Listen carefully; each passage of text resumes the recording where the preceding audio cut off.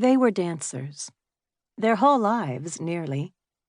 They were dancers who taught dance, and taught it well, as their mother had. Every girl wants to be a ballerina.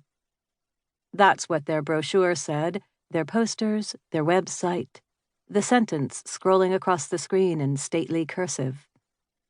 The Durant School of Dance, established 1986 by their mother, a former soloist with the Alberta Ballet, took up the top 2 floors of a squat, rusty brick office building downtown. It had become theirs after their parents died on a black ice night more than a dozen years ago, their car caroming across the highway median. When an enterprising local reporter learned it had been their 20th wedding anniversary, he wrote a story about them, noting their hands were interlocked even in death. Had one of them reached out to the other in those final moments? The reporter wondered to readers. Or had they been holding hands all along?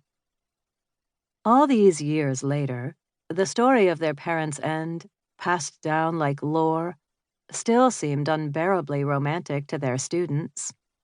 Less so to Marie, who, after sobbing violently next to her sister, Dara, through the funeral, insisted, "I never saw them hold hands once."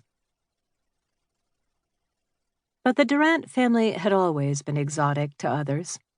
Even back when Dara and Marie were little girls floating up and down the front steps of that big old house with the rotting gingerbread trim on Sycamore, the one everyone called the Hansel and Gretel house.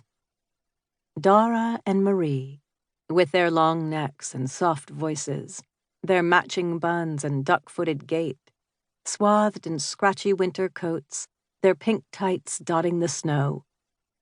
Even their names set them apart, sounding elegant and continental, even though their father was an electrician and a living room drunk, and their mother had grown up eating mayonnaise sandwiches every meal, as she always told her daughters, head shaking with rue. From kindergarten until 5th and 6th grade, Dara and Marie had attended a spooky old Catholic school on the East Side, the one their father had insisted upon, until the day their mother announced that, going forward, she would be giving them lessons at home, so they wouldn't be beholden to the school's primitive views of life.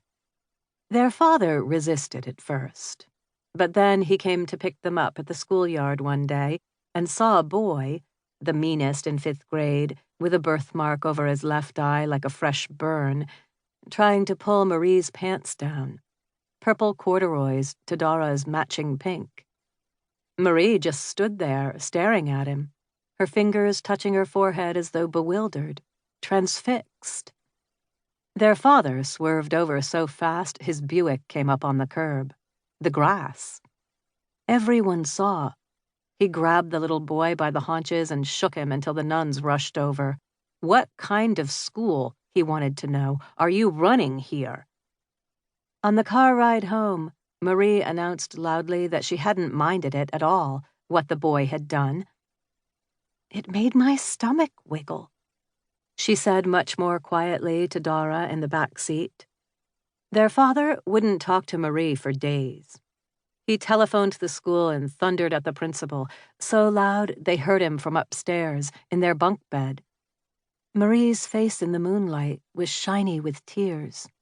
Marie and their father were both mysterious to Dara.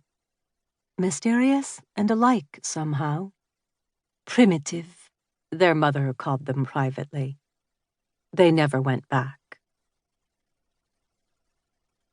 At home, lessons were different every day. You could never guess. Some mornings, they'd get out the great big globe from their father's den and Dara and Marie would spin it, and their mother would tell them something about the country on which their finger landed. "Singapore is the cleanest country in the world. The punishment for vandalism is caning." Sometimes she had to look things up in the mildewed encyclopedia in the den, its covers soft with age. Often it seemed like she was making things up. "In France, there are 2 kinds of toilets." And they would laugh about it, the 3 of them, their private jokes. "We are 3, their mother used to say. They were 3 until they were 4, but this was before Charlie came and all of that.